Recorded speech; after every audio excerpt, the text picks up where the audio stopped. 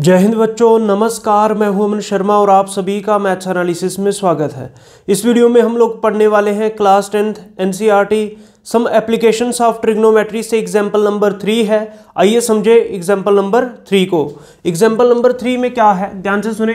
N observer 1.5 metre tall is 28.5 metre away from a chimney. ध्यान से सुने, क्या है, आपके पास कोई एक ऑब्जर्वर है, मान लो कोई लड़का है या लड़की कोई खड़ा है, ठीक है, कोई आदमी खड़ा है, किससे, चिमनी के पास। चिमनी से कितनी दूर खड़ा है, 28.5 मीटर की दूरी पे खड़ा है।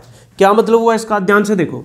जैसे यहाँ पे है चिमनी, ये बच्चों चिमनी है और एक ऑब्जर्वर है, ठीक है। जैसे ये ऑब्जर्वर बना ले, ऑब्जर्वर की हाइट कितनी है, 1.5 मीटर। 1.5 मीटर, ये कौन है, ऑब्जर्वर है। और ये क्या है बच्चों, ये एक चिमनी है, ठीक है, ये चिमनी है, ये ऑब्जर्वर है। इनके बीच में कितनी दूरी है, मतलब ये जो ऑब्जर्वर है चिमनी से कितना दूर खड़ा है, 28.5 मीटर। बोलो बात समझ में आ रही है, ठीक है। ये चीज़ समझ में आई, ये पहली लाइन पढ़ी, इतनी चीज़ हमने बना ली। उसके बाद क्या है, द एंगल ऑफ एलिवेशन, ध्यान से सुने, द एंगल ऑफ एलिवेशन बोल रहा है। The angle of elevation of the top of the chimney from her eyes is 45 degree. ध्यान से देखो क्या बोल रहा है, दी एंगल ऑफ एलिवेशन। कौन सा angle, the angle of elevation, कहां से, फ्रॉम हर आइज, मतलब वो जो लड़की खड़ी है, कोई ऑब्जर्वर खड़ा है, उसकी आई से। अब आंख कहां पे होगी बच्चों उसकी, यहाँ पे तो फुट होगा। ऐसे अगर कोई खड़ा है, यहाँ पे फुट होगा, उसका पाँव होगा और यहाँ पे आंख होगी। अब उसकी आई से एंगल ऑफ एलिवेशन कितना बन रहा है, 45 डिग्री। कहाँ पे, ये जो चिमनी है, चिमनी के टॉप पे। बोलो बात समझ में आ रही, दी angle of elevation of the top of the chimney from her eyes, ठीक है, उसकी आंख से कहाँ पे, बिल्डिंग के टॉप, चिमनी के टॉप पे। तो इसकी आंख ये है और चिमनी का टॉप ये है, मतलब यहाँ से एंगल कुछ इस प्रकार बन रहा है और ये एंगल 45 डिग्री का है। बोलो बात समझ में आ रही। अब देखो इसके लिए, जैसे ये उसकी आई है, इसके लिए हॉरिजॉन्टल लाइन भी चाहिए, तो ये आगे हॉरिजॉन्टल लाइन, ये आगे लाइन ऑफ साइट, ठीक है, ये आगे चिमनी का टॉप। तो इसके बीच में जो एंगल ऑफ एलिवेशन बन रहा है वो है 45 डिग्री। बोलो बात समझ में आ रही। अब देखो ये जो ऑब्जर्वर है, कोई लड़की खड़ी है या कोई भी आदमी खड़ा है, वो हवा में तो खड़ा नहीं होगा, चिमनी भी हवा में लगी नहीं होगी। यहाँ पे ग्राउंड भी बना लो, ठीक है, ये ग्राउंड आ गया। बोलो बात समझ में। कुछ इस प्रकार की आपके पास एग्जाम्पल नंबर 3 की डायग्राम बन जाएगी। बोलो बात समझ में आ रही है, ठीक है। आगे समझते हैं, what is the height of the chimney. ये जो चिमनी है इसकी हाइट कितनी है बच्चों, ये चिमनी थी, इसकी हाइट कितनी है, ये फाइंड करना आपको। बात समझ में आ रही है। अब ध्यान से देखो, इसका नाम लिख लो कुछ भी, जैसे इस पॉइंट का नाम A, इसका B, इसका C, इसका D, इसका E, ये हमने सारे इनके नाम लिख लिए। अब जो जो चीज़ें यहाँ पे हैं उसको गिवन में लिख लो। अब यहाँ पे ध्यान से सुनो, जैसे बच्चों ये ED अगर 1.5 मीटर है, ये कोई आदमी खड़ा है, जैसे कोई लड़की खड़ी है, अब उसको यहाँ पे लाओ, यहाँ तक उसकी हाइट कितनी होगी, 1.5 मीटर ही रहेगी। अगर चिमनी के साथ ऐसे मेजर करके देखें तो मतलब ये जो BC है बच्चों, ये BC और ये जो ED है, इन दोनों की 1.5 मीटर ही वैल्यू होगी। बोलो बात समझ में आ रही, क्योंकि ED कितना था, 1.5 मीटर, तो BC भी कितना होगा, 1.5 मीटर, क्योंकि ये ऑब्जर्वर की हाइट दी है तो सेम ही होगी। बात समझ में आ रही है, ठीक है। अच्छा, उसके बाद ध्यान से देखो, CD जो है, DC कितना है, 28.5 मीटर। अब अगर CD 28.5 मीटर है और आप ध्यान से देखो तो यहाँ से ये चीज़ जो EB है, ये भी कितना होगा, 28.5 मीटर ही होगा। कुछ बात समझ में आ रही है, क्यों होगा, अगर आप ध्यान से देखें, ये एक रेक्टेंगल की तरह बन रहा है, तो अपोजिट साइड इक्वल होती हैं, ये वाली साइड इसके इक्वल होगी, क्योंकि ये तो CD 28.5 मीटर गिवन थी। बात समझ में आ रही है, ठीक है, कॉमन सेंस से भी दिख रहा है, सेम होगी। अब यही चीज़ें गिवन में हम लिख लेंगे। क्या लिखेंगे, सबसे पहले गिवन लिखो, हेयर DE लिखो या ED, here ED equals to कितना, ED इक्वल्स टू कितना, BC कितना आ रहा है, 1.5 मीटर, ठीक है। इज द, ये क्या है बच्चों, हाइट, किसकी हाइट, हाइट ऑफ ऑब्जर्वर, ठीक है।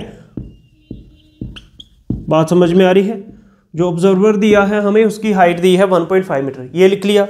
उसके बाद क्या है, ऑल्सो जो चीज़ें हैं, DC कितना है, DC इक्वल्स टू, ये जो DC है किसके इक्वल आ रहा है, EB के इक्वल, EB लिख लो या BE लिख लो, ठीक है। ये DC किसके इक्वल आ रहा है, EB के। कितनी वैल्यू है इसकी 28.5 मीटर।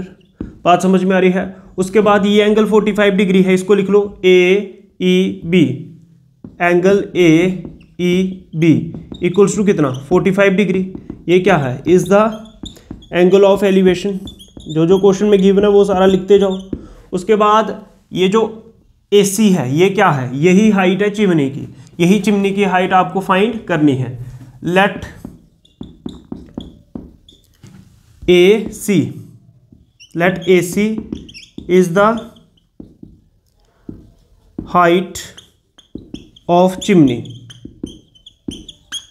बात समझ में आ रही है। ये AC किसकी हाइट है, चिमनी की हाइट है, ठीक है। Let AC is the height of chimney, या AC को आप H मीटर भी लेट कर सकते हो। बात समझ में आ रही है।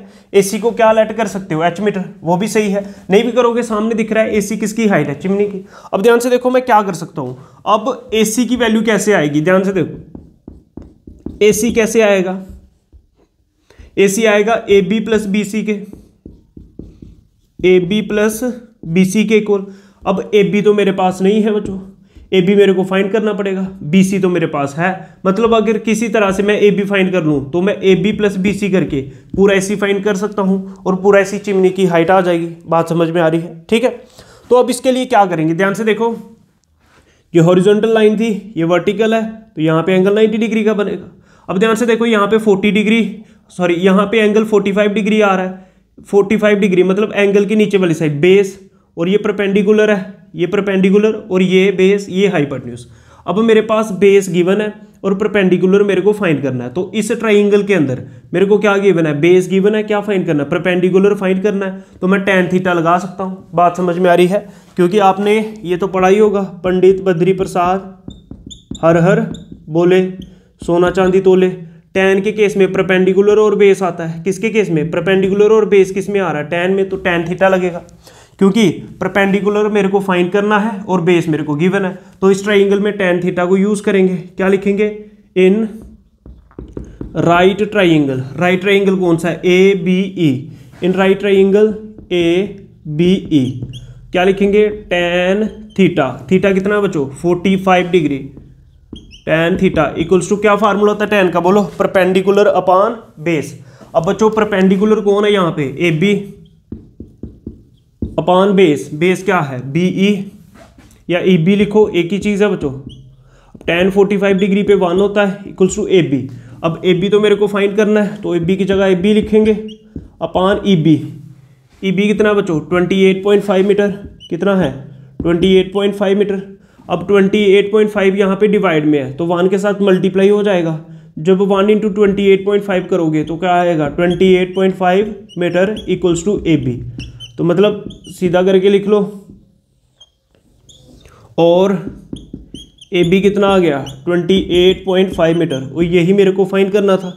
अब ध्यान से देखो, AB भी आ चुका है, BC की वैल्यू भी है, AC भी आ सकता है, ठीक है। अब क्या कर सकते हैं, हाइट ऑफ चिमनी, हेंस किसकी हाइट फाइंड करनी थी, hence height of chimney,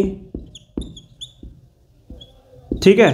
hence height of chimney, chimney की हाइट कितनी थी बच्चों, AC थी। Hence height of chimney is AC, ठीक है, ठीक है। AC इक्वल्स टू, AC किसके बराबर था बच्चों, AB प्लस किसके बराबर था, BC। अब AC चिमनी की हाइट थी, AB कितना है आपके पास, 28.5 प्लस BC कितना बच्चों, 1.5। बात समझ में आ रही है। इन दोनों को प्लस कर लो तो कितना आ जाएगा, 28.5 प्लस 1.5, तो ये 30 मीटर। मीटर क्यों लगाना है, क्योंकि हाइट मीटर में ही आएगी। बात समझ में आ रही है, समझ रहे हो। तो कुछ इस तरह से आप चिमनी की हाइट फाइंड कर लोगे और यही इसका आंसर होगा, ठीक है। तो ये एग्जाम्पल नंबर 3 का सोल्यूशन है। हम उम्मीद करते हैं कि आपको समझ में आया होगा।